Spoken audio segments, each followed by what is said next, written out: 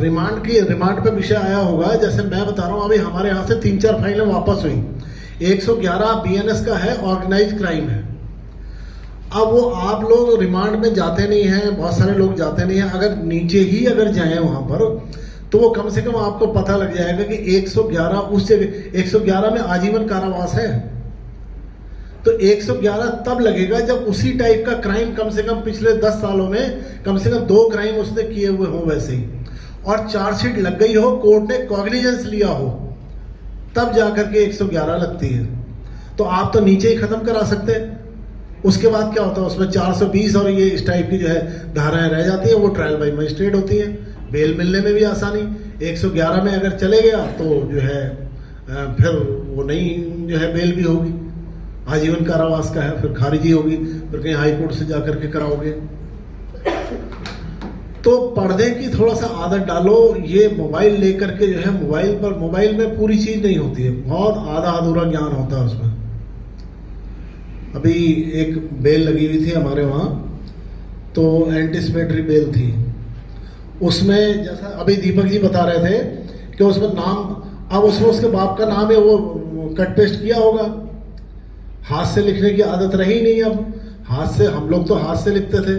हमारे चैम्बर में तो हमने तो बड़ी क्या कहते हैं, बहुत ज़्यादा डांट भी सुनी है हमने। तो सीपीसी होती थी तो संबंध सबने हाथ से बनाते थे, उसके पीछे सब दिया हुआ रहता है।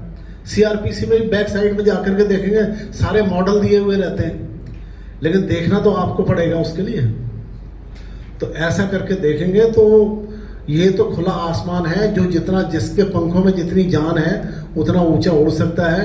एक बात मैं आपको बता दूं, आजकल जो 302 में थोड़ा सा अगर बुरा लगे तो कोई दिक्कत नहीं है, लेकिन मैं फिर भी कह दूंगा, 302 307 में ऐसे लोग जिरह करने आ रहे हैं कि वो अगर उसको कन्विक्शन हुआ तो फिर सुप्रीम कोर्ट तक बरकरार रहेगा।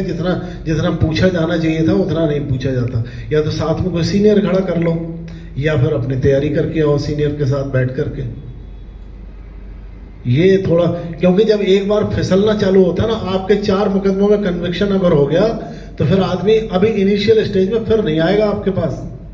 ऐसे बहुत सारे लोग मैंने सीनियर भी देखे कि फीस ले ली थी बहुत जम के और काम करके दिया नहीं, आज वो खाली पड़े हुए हैं। और आपका तो अभी प्रारंभिक टाइम है, समझ लीजिए। तो आदमी का काम भी हो, और ये सब, इन सारी चीज़ों का ध्यान रखना चाहिए।